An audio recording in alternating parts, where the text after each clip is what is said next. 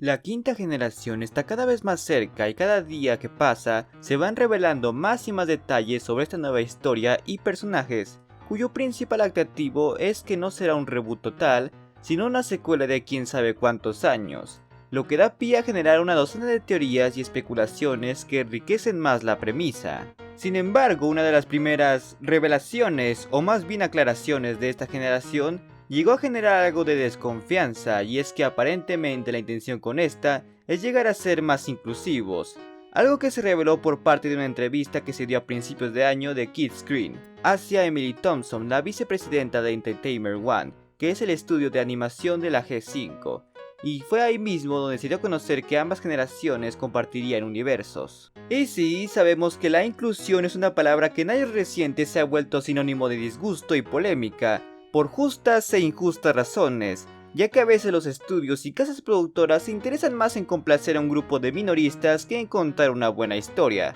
cosa que a veces ni siquiera logran hacer bien, por lo que es bastante entendible que haya cierto descontento y disgusto hacia esas declaraciones. Pero si somos justos, realmente My Little Pony ha tenido momentos de verdadera inclusión y bien ejecutada, ya que logra manejarla en todos los niveles, desde volverlo el conflicto central de alguna historia, hasta simplemente dejarla en el fondo e incluso utilizarla como chiste, algo que requiere bastante ingenio y creatividad. Pero esto no solamente está presente en las representaciones de las minorías, sino también en la representación de temas algo sensibles e incomprensibles para la audiencia infantil. Esto es en parte la razón por la que a nivel personal considero que las declaraciones de Thompson son al menos innecesarias, ya que My Little Pony ya ha probado ser inclusivo, y es por eso que en esta ocasión te contaré 7 temas sensibles e inclusivos que My Little Pony tocó. Así que sin más, comencemos.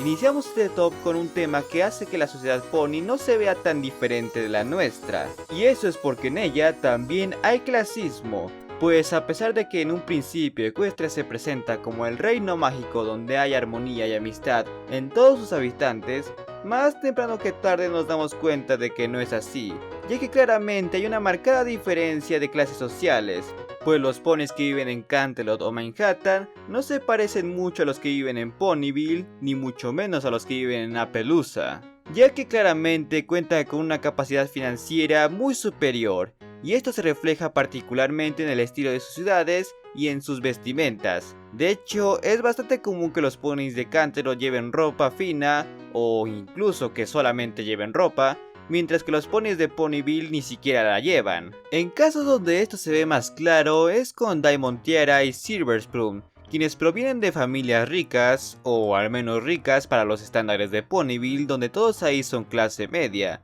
cosa que las hace sentir con el derecho de tratar mal a los otros, especialmente a Applebloom, quien viene de una familia de granjeros, aunque dicho comportamiento provino de la madre de Diamond, la cual siempre se muestra codiciosa y con intereses de quedar bien ante la clase alta. Otro ejemplo claro de este clasismo está en el episodio La crema y nata, en donde vemos el lado más exclusivo y elitista de Canterlot, donde prácticamente hay todo un círculo social de excéntricos billonarios que muestran su desagrado y desprecio ante la clase media y baja, siendo particularmente notorio en Jet Set y Upper Crush. Esto también se deja en claro cuando llegamos a conocer a las naciones vecinas de Equestria, en donde habitan las otras criaturas, quienes claramente se ve que viven en un estado de pobreza y hasta retrógrada, siendo que algunas de ellas no han tenido contacto con otras naciones por su ambiente hostil, lo que terminó por darles mala reputación. Finalmente, un caso que quiero destacar es el que vimos en la novela de Stormy Road to the Canterlot, que no será canónica, pero se aporta varios detalles interesantes, siendo uno de ellos que cuando Tempest llega a tierras lejanas, se da cuenta de que los habitantes de estas viven en un estado de miseria y pudredumbre, y que estos no dudan en expresar su desprecio hacia los ponis, principalmente a los que viven en Canterlot, siendo que estos tienen la vida más lujosa y cómoda, cosa que deja reflexiva a Tempest.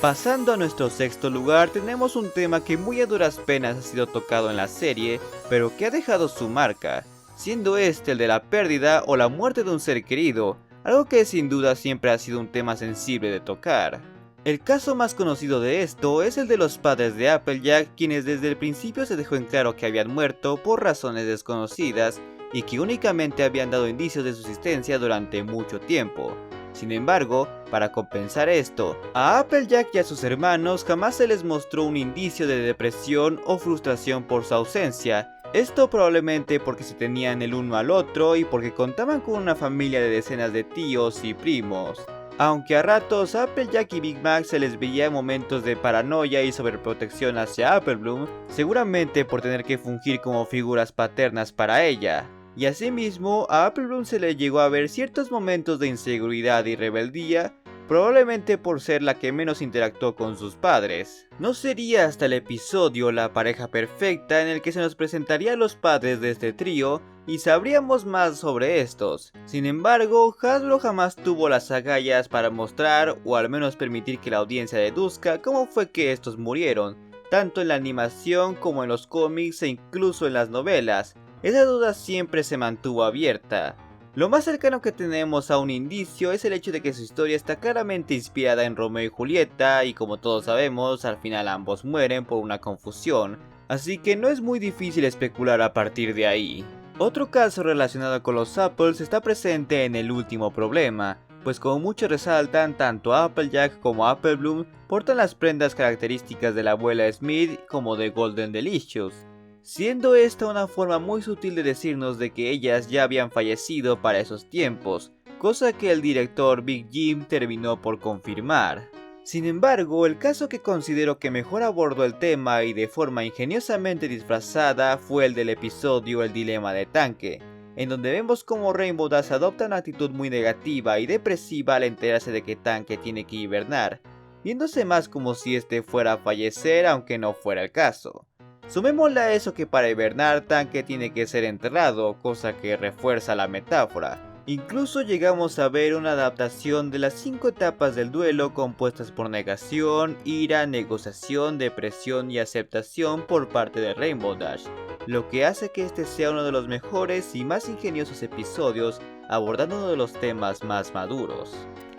Siguiendo con los seres cercanos, en el número 5 tenemos a las familias disfuncionales y a los huérfanos, un tema que quizás no sea para nada raro en series animadas, pero aún así lo llegan a abordar de forma muy ingeniosa y entretenida. El primer caso que podemos encontrar a manera de broma es el de los Kate, los cuales se empezaron a mirar con sospecha desde que el señor Kate presentó a sus hijos, y es ahí cuando se le cuestionó por qué uno era un unicornio y el otro un pegaso, siendo que ambos padres eran terrestres. De ahí el señor Kate intentó dar una explicación que a juzgar por su cara parece que ni él se cree, lo que podría dar a entender que hubo un acto de infidelidad de por medio y muchos apuntan a la señora Kate como la culpable. Pero si analizamos por un segundo nos daremos cuenta de que Punky Kate sí es bastante parecida a su padre en color y asimismo es él quien está presente en su nacimiento e inventó la excusa, lo que hace más lógico que él fuera el infiel y no la señora Kate. Pero la cosa no termina ahí, ya que en el episodio El cuarto poder de Ponyville hay un chiste, si podemos llamarle así, en donde las Crusaders usando el alias de Gabby Gomes inventan la noticia de que los Kate se van a divorciar. Lo extraño de esto es que a ambos se les ve sorprendidos de escuchar la noticia, cosa que podría interpretarse de varias maneras, siendo la más clara que eso fuese algo relativamente cierto pero que ambos mantuvieran en secreto, y que se hayan sorprendido de que las Crusaders lo hayan descubierto o más bien adivinado. A esto hay que sumarle que a medida que la serie avanza, la participación del Sr. Kate se va disminuyendo, al grado en que había temporadas completas en las que no apareciese o tuviera diálogos, y si bien aún en las últimas temporadas se le veía junto a su esposa e hijos, sí es bastante curioso que su presencia fuese muy mínima en comparación de la señora Kate. Otro caso más serio de esto lo podemos ver en la familia Rich, en donde se ve claramente un estado muy posesivo y controlador de Spoiler hacia su hija, forzándola a ganar y mostrándose superior ante todos, lo que a su vez genera esa personalidad abusiva y elitista de Diamond hacia sus compañeros, especialmente hacia las Crusaders. Esta misma actitud se ve también aplicada en su esposo Fitri, a quien también ha estado presionando desde sus tiempos de noviazgo. Con esto en mente, no es difícil suponer que Spoiler se haya casado únicamente por dinero, ya que se da a entender que únicamente se interesó por Fitri cuando este se hizo cargo del negocio familiar, cosa que se ve reforzada por su Cutie Mark, la cual es un anillo de bodas, probablemente porque ella ve el matrimonio más como una estrategia que como una unión. Además, claro, que desde su introducción se dejen claro que su único interés es quedar bien con la clase alta. Por último, tenemos otro caso igual de serio e ingeniosamente disfrazado como el de Rainbow Dash y Tanque, siendo este el del episodio Nadar o Trotar, en donde vemos a Terramar conflictuado con sus padres, pues a pesar de que estos están en buenos términos y son amistosos el uno con el otro, por alguna razón están separados y viven en distintos lugares, lo que genera una indecisión en Terramar de con quién vivir. Indecisión que parece no afectar a su hermana Silverstream, ya que ella pasa la mayor parte del tiempo en la Escuela de la Amistad en Equestria. Siendo esto una ingeniosa metáfora a los padres divorciados que tienen que obligar a sus hijos a elegir dónde quieren quedarse. Eso sí son ellos quienes eligen, claro. Lo irreal, por así decirlo en este caso, es que al final Terramar se queda con la opción de poder vivir con los dos simultáneamente, algo que técnicamente ya estaba haciendo. Cosa que si bien podría relacionarse con una custodia compartida, realmente dudo que sea algo que muchos niños en las mismas circunstancias puedan elegir. Particularmente porque sus padres no están en términos amistosos o porque no viven tan cerca uno del otro, digo, por algo se divorcian. Pero bueno, lo importante es que hayan incluido la metáfora. La otra cara de la moneda en este tema son los personajes que no tienen padres o una familia biológica, entre los cuales se encuentran Spike, Cadence y Gallus, teniendo al primero como el que más veces aborda el asunto, ya que llegamos a ver a Spike sentirse deprimido y confundido sobre su origen como dragón, y cómo ha terminado por aceptar que él es más un pony, puesto que todos en su familia lo son. Mientras que Cadence realmente no vemos mucho de ella con respecto al tema, solo sabemos que fue adoptada por una pareja de aldeanos y más tarde fue acogida por la princesa Celestia, pero realmente jamás la vemos que ella se preocupe por saber quién es su verdadera familia, seguramente porque ella ya tiene una. Finalmente, el caso más triste es el de Gallus, ya que él no solo no posee padres, sino que por mucho tiempo no poseyó algún tipo de familia, ya que únicamente andaba por las calles de Griffonstone siendo prácticamente un vagabundo juvenil, a lo que podemos intuir que el abuelo Groff únicamente lo envió a la Escuela de la Amistad para que no estuviera dando lata por ahí. Afortunadamente, gracias a esto, Gallus encontró una especie de familia con los Young Six, a los cuales no estaba dispuesto a dejar ir, ya que ideó una travesura para poder pasar las vacaciones con ellos, lo que deja a uno reflexionando qué tan culera debe ser la vida en Griffonstone para que ni las fiestas quieras ir.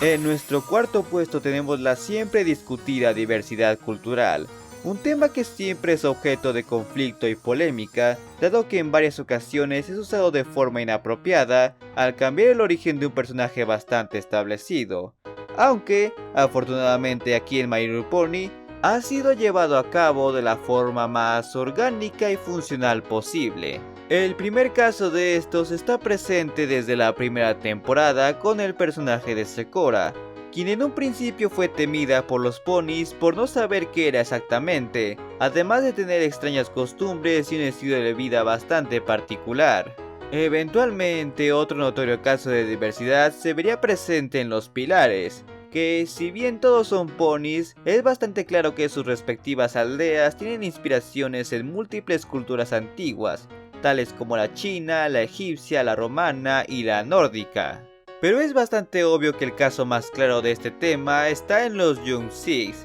los cuales son un grupo compuesto de distintas criaturas provenientes de varias partes del mundo, el cual fue generado como parte de una primera generación de prueba para múltiples generaciones futuras de diversas criaturas que vayan a estudiar a la Escuela de la Amistad, algo que como sabemos terminará pasando. Y es que no hace falta pensarlo mucho para darse cuenta de la metáfora que se maneja aquí, ya que este grupo sería el equivalente humano de tener un grupo conformado por un blanco, un negro, un asiático, un latino y hasta un no binario o transgénero, quien técnicamente sería Oxellus, ya que aunque esta está identificada como mujer, no hay algo que a ciencia cierta les dé a los cambiantes un género por ser una raza insectoide y por tener la habilidad de transformarse en lo que sea. ¿Ves? Eso es racista. ¿Tengo razón? Pero tienes razón. Ok, quizás la comparación no sea la mejor, pero la idea se entiende. Además de que a esta metáfora se le suma el canciller Neisei, quien es un político que únicamente atiende los intereses de sus habitantes y ve a los extranjeros como una amenaza, echándoles la culpa de cualquier ataque que suceda y manteniéndose fiel a la idea de que ellos no deberían tener la misma educación que los ponis, lo cual es una actitud que refleja a varios políticos, particularmente a los de Estados Unidos. Ya ustedes sabrán de quién hablo. En nuestro tercer puesto tenemos la presencia de personajes con discapacidades y trastornos. Personajes que, si bien no son particularmente raros en la animación infantil, realmente son pocos los ejemplos a destacar, y aquí realmente hay muchos y bien logrados. El caso más conocido y destacado en cuanto a discapacitados es el de Scoralu, que como todos sabemos es incapaz de volar debido a una rara condición que impide que sus alas crezcan. Esto no fue algo que se confirmó hasta que ella lo mencionó explícitamente en el episodio Volando hacia la meta, y de hecho dicha condición es una que no mejoró, pues en la novena temporada vemos que las alas de Scoralu seguían del mismo tamaño aún de adulta, lo que descarta cualquier posibilidad de que vuele. Lo más destacado de este caso es que, a diferencia de los otros, este sí es uno al que se le da mención y resalto, pues en varias ocasiones se nos deja en claro esa incapacidad de Scoralu para volar, cosa que hasta llegó a ser motivo de bullying por parte de Diamond Tiara y Silver Spoon. Pero como sabemos, esto no es algo que a Scoralu realmente le afecte, puesto que ella les da un uso como impulsores al momento de utilizar su scooter, lo que la ha vuelto una gran patinadora y acróbata. Esto es el equivalente a esas personas que, a pesar de carecer de algún miembro o poseer algún tipo de parálisis, practican deportes extremos por pura diversión, demostrando que no hace falta tener un cuerpo 100% funcional para llevar a cabo una pasión. El segundo caso más conocido y que de hecho llegó a causar polémica es el de Derpy o Muffins, siendo que este es un personaje con ojos viscos y con una actitud bastante despreocupada y torpe, como si poseyera alguna especie de déficit de atención. Como saben, la razón por la que Derpy se volvió tan popular fue por esa mirada de ojos viscos que tenía desde el primer episodio, que en ese momento era tan solo un error de animación y durante mucho tiempo era algo meramente estético. Sin embargo, más adelante en la serie se daría a entender de que de hecho era algo más severo, siendo que en el episodio Padres Desbocados vemos una pequeña Derpy con una vista normal y siendo la ganadora de la carrera infantil, pero que a medida que pasaba el tiempo sus ojos se fueron separando y su desempeño empezó a decaer, dando a entender de que esto fue algo que se desarrolló lentamente y que afectó su rendimiento. Además de que en el episodio Plaga de Mentiras vemos a un adolescente Derpy teniendo los ojos vendados, lo que implica que lo suyo ya pasó a un estado grave o incorregible, cosa que podría encajar con el estrabismo, un trastorno donde los nervios o músculos de los ojos no funcionan bien y estos se desvían. Y como dije, esto llegó a generar cierta polémica en algún punto, o al menos eso parecía, ya que en el primer momento en que Derpy obtuvo algo de protagonismo, aparentemente varios padres de familia, o no sé quiénes, vieron esto como algo bastante ofensivo y hasta se llegó a creer que el personaje sería eliminado de la serie, cosa que jamás ocurrió, pues incluso llegó a ser más relevante y con mayor enfoque. Y tengan en cuenta de que esto ocurrió por ahí del 2013, cuando la gente no hacía escándalo por cualquier cosa, y las funas en Twitter no eran algo de todos los días. Otros casos ya menos conocidos, pero que igual están presentes, son los de personajes menores como Stellar Eclipse, quien cuenta con unas ruedas traseras debido a una parálisis en sus cascos. Y de hecho este personaje es un OC, creado por un fan en la misma condición, quien fue incluido en la serie con la voz de dicho fan como una forma de mostrar su apoyo. Otro personaje similar es Kerfuffle del especial Un viaje de colores, quien posee una prótesis robótica a falta de un casco trasero, cosa que jamás fue resaltada o tomada como importante para el personaje, solo estaba ahí, como cualquier parte de su cuerpo. Incluso en esa categoría podríamos colocar a Tempest Shadows, ya que ella perdió su cuerno, una parte esencial de cualquier unicornio, cosa que volvió su magia bastante inestable y poco enfocada, y hasta donde sabemos, Tempest no ha sido capaz de generar un hechizo concreto más allá de los rayitos. Pero como sabemos, eso jamás fue impedimento para que ella saliera adelante, aún en malas circunstancias, pasando gran parte de su vida vagando por el mundo y desarrollando un carácter y una habilidad de lo más feroz, convirtiéndola en la intrépida comandante que todos conocemos y amamos.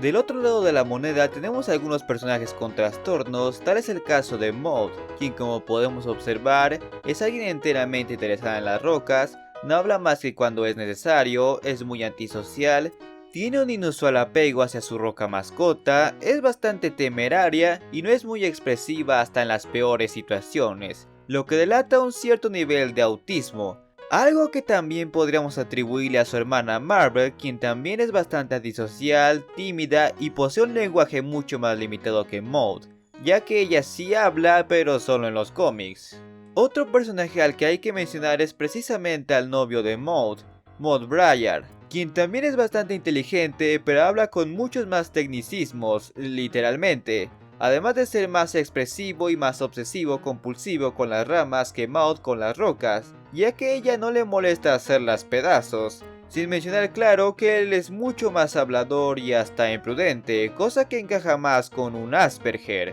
De ahí sus comparaciones con Sheldon Cooper, quien también es un personaje que posee ese trastorno. Si somos justos, son muy pocos los personajes con estos trastornos los que hay en series animadas, muy a pesar de que son muy comunes entre la población. Supongo que es porque los estudios y empresas prefieren enfocarse en la comunidad LGBT que sí les da dinero y son más posesivos. Y hablando de la comunidad LGBT, en nuestro segundo puesto está la inclusión de personajes de esta misma comunidad, los cuales son más de los que parecen. Hoy en día es bastante común y hasta la norma que una serie animada infantil posea personajes LGBT, particularmente lésbicos, al grado que si una serie no posee al menos una pareja lésbica, esta está condenada a vivir en el olvido, no importando qué tan buena sea. ¿Verdad, Kiko Smith? Sin embargo, My Little Pony se estrenó en una época donde estas costumbres aún no estaban bien consolidadas y hasta estaban mal vistas, lo que de cierta forma causó que la serie se subiera un poco tarde a ese tren y lo hiciera con algo de miedo. Claro, eso no impidió que la serie incluyera personajes de este grupo, pero muy en segundo plano y con varios niveles de enfoque, algo que en series actuales ya no ocurre, puesto que todas muy a fuerza deben tener una relación gay en primer plano. El caso más conocido es el de Lyra y Bonbon, el cual de hecho tiene una historia muy curiosa, ya que en un principio únicamente eran las ponis de fondo que casualmente se veían juntas muy seguido,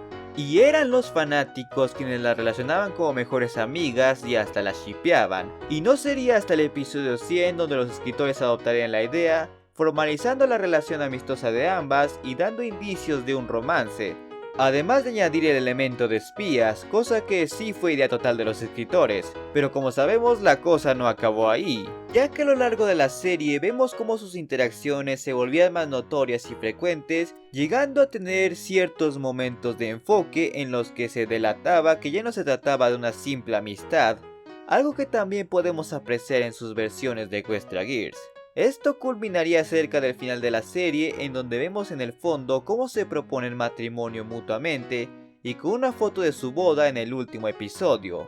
Cabe aclarar que Lyra y Bombo son de las pocas, si no las únicas ponis de fondo que han tenido relevancia genuina en otros medios, habiendo protagonizado su propia novela oficial y formando parte del equipo de Rainbow Dash en la 10ª temporada, además de protagonizar varias historias del juego oficial de Gameloft. El otro caso más conocido y que de hecho fue un poco escandalizado es el de las tías de Scoralude, ya que a diferencia de Lyra y Bonbon, estas sí fueron anunciadas formalmente como una pareja lésbica. La introducción de estos personajes fue algo que se dio lentamente, iniciando con una aparición en las novelas de Ponyville Mysteries, siendo ahí donde se daría a entender que eran una pareja lésbica, para después aparecer en los cómics canónicos del mismo nombre, donde por cierto tienen un diseño diferente al de la serie, probablemente por una falta de comunicación, y finalmente apareciendo en la 9ª temporada. Otros casos que sí son más discretos son los de Applejack y Rarity de Equestria Girls y Applejack y Rainbow Dash Ponies,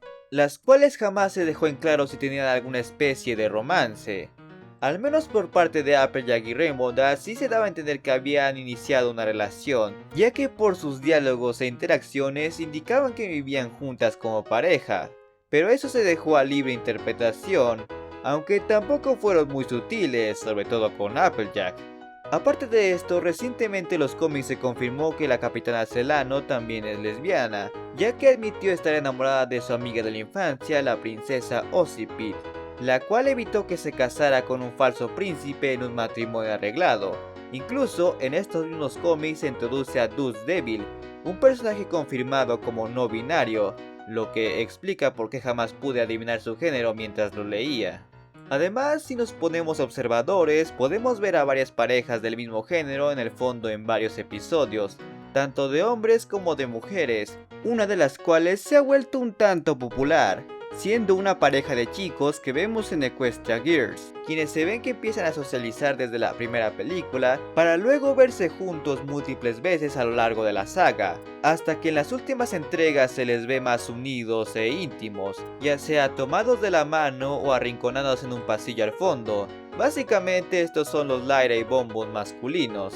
Y por lo que muchos sospechamos, es bastante probable de que Hasbro quiera entrarle más en serio a este tema en la quinta generación, particularmente con el personaje de Sif Strom, quien tiene toda la vibra de ser una Rainbow Dash 2.0, con todo y sus preferencias, además de que en cada póster e imagen promocional que aparece junto con Sony, esta parece mirarla con ojitos coquetos, lo que ya deja bastante que pensar. Esto realmente es bastante lógico si consideramos que, como ya te mencioné, actualmente es la norma de que cada serie que sea protagonizada por mujeres tenga que haber al menos una pareja lésbica. Además de que esta generación será transmitida por Netflix, quien popularizó dicha norma de buena y de mala forma. Solo queda esperar a ver cómo se desarrolla.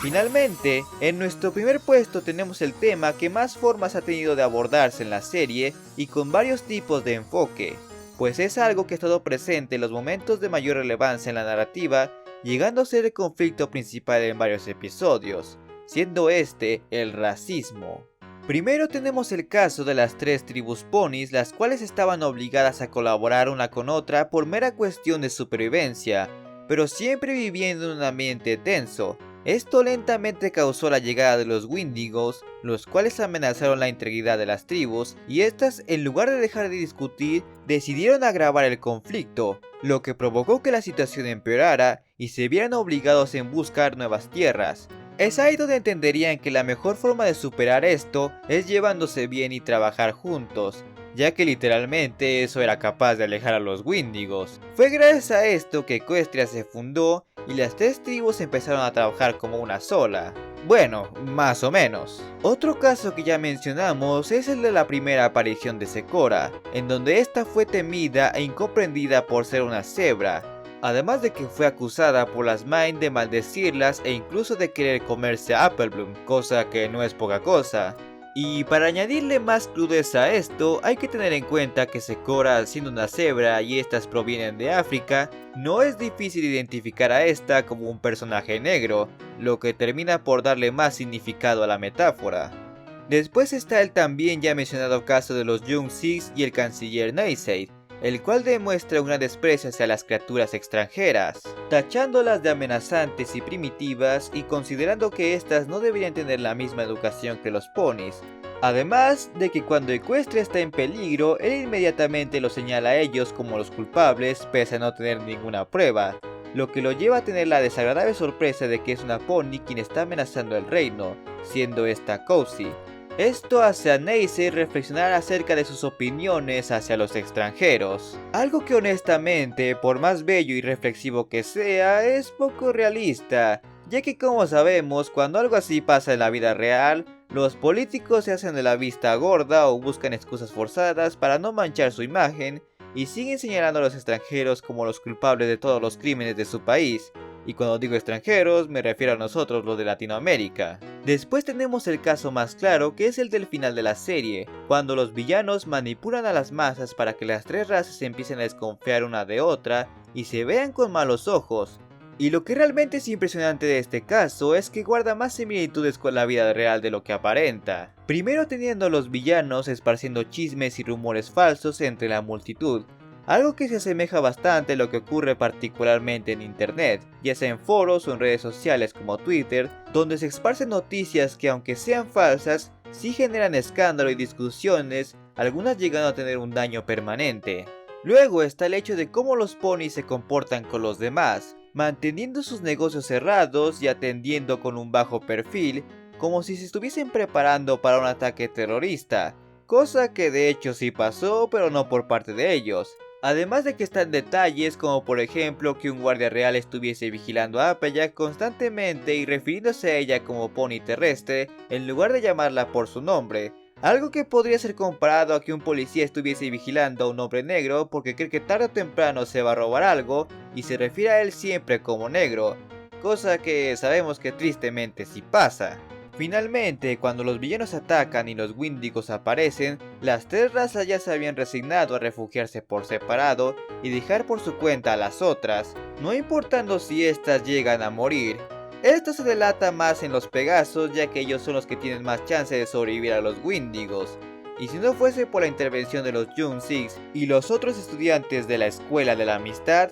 estos no se hubiesen unido para salvar Equestria. Este tema también será retomado en la G5 y por lo que sabemos será de una forma más enfocada y hasta podemos decir agraviada, ya que como sabemos, las tres tribus ahora sí se dividieron y viven con una desconfianza una de la otra, y esta vez parece que su odio sí es genuino. Siendo Sony descrita como una activista que busca mejorar el mundo en el que vive, pero por lo visto no será tan fácil como dar un discurso cursi y recordarles a todos cómo fue que se fundó Equestria, ya que su actitud positiva e idealista será vista de mala forma y hasta traerá problemas, por lo que deberá unir fuerzas con sus demás amigos para emprender un viaje a lo que suponemos será para descubrir por qué Equestria se dividió en primer lugar. Pero eso ya es entrar en la especulación. Con todo esto, solo queda concluir que quizás la G5 no busque ser inclusivo de la manera absurda y forzada, sino más bien darle un toque de seriedad y realismo que le hacía falta a la G4, quien ya demostró de muchas maneras que se puede ser inclusivo de buenas e ingeniosas formas,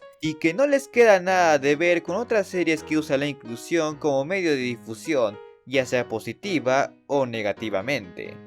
Y bueno, eso ha sido todo por esta ocasión. No olviden darle like, suscribirse y activar la campana para estar al pendiente de mis próximos videos de My Little Pony, así como de otros temas de los que voy a estar hablando. Por lo que nos veremos muy pronto.